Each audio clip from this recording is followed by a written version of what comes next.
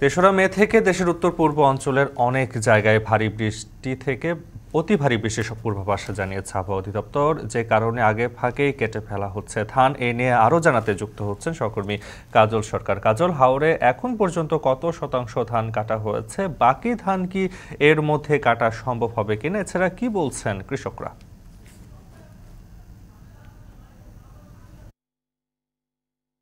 নাফি, হাওর জুড়ে কিন্তু এখন পাকা ধান পুরো, বিশেষ করে হবিগঞ্জের বানিয়াচং, লাখাই এবং আজমেরীগঞ্জ, এই তিনটি উপজেলাতে আসলে বিস্তীর্ণ হাওর, যেখানে আসলে এখন পুরো হাওর জুড়েই পাকা ধান। কিন্তু কৃষকরা যেটি বলছেন যে শ্রমিকের তীব্র সংকট, পাশাপাশি যে হারভেস্টার মেশিন গুলো কাজ করছে, প্রায় 450 হারভেস্টার মেশিন পুরো জেলাতে কাজ করছে, সেগুলো আসলে যথেষ্ট নয়, যে কারণে হাওর জুড়ে যে পাকা ধান রয়েছে সেগুলো কিন্তু আহ কৃষকরা কাটতে পারছেন না। এরই মধ্যে আসলে গতকালকে আবহাওয়া অধিদপ্তর যেটি বলছে যে ৩ মে থেকে আসলে আহ, হবিগঞ্জ সহ সিলেট বিভাগের যে 4 জেলা, পাশাপাশি কিশোরগঞ্জ, নেত্রকোনা এবং ব্রাহ্মণবাড়িয়া, এই জেলাগুলোতে আসলে ভারী থেকে অতি ভারী বৃষ্টিপাতের একটি শঙ্কার কথা জানিয়েছে, যে কারণে কৃষি বিভাগ আহ, একটি নির্দেশনা দিয়েছে যে হাওরের যে ধানগুলো আসলে 80% পেকে গেছে, সেই ধানগুলো যেন কৃষকরা দ্রুত দ্রুত কেটে ফেলেন। কিন্তু কৃষকরা যেটি বলছেন যে তারা আসলে ধান কাটতে প্রস্তুত, কিন্তু শ্রমিক এবং হারভেস্টার মেশিন যথেষ্ট না থাকার কারণে কাটতে পারছেন না।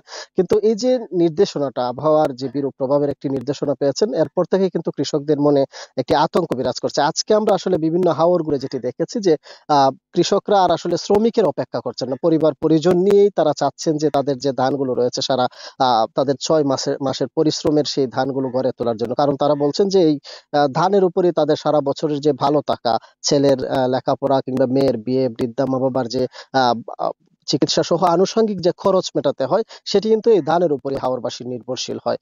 যে কারণে আসলে এই ধান বাঁচানোর জন্য এখন আর শ্রমিক কিংবা হারভেস্টার মেশিনের অপেক্ষা করছেন না, তারা পরিবার পরিজন নিয়ে আসলে ধান কাটতে নেমেছেন। এবং তারা বলছেন যে 3 মের আগে আসলে হবিগঞ্জের যে পরিমাণ ধান এখন হাওরে রয়েছে, সেটির আসলে অর্ধেকও কাটা সম্ভব হবে না। যদিও কৃষি বিভাগ বলছে যে 40% হাওরের ধান কাটা হয়েছে, কিন্তু আমরা আজমেরীগঞ্জ এবং বানিয়াচং হাওরগুড়ে যেটি দেখেছি, পাশাপাশি কৃষকরা বলছেন বড়জোর এখানে 20 থেকে 25% ধান কাটা হয়েছে, বাকি ধানগুলাই কিন্তু রয়ে গেছে।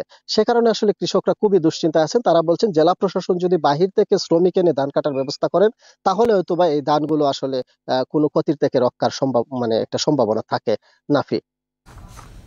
হবিগঞ্জের হাওরে ধান কাটার খবর জানাচ্ছিলেন কাজল সরকার।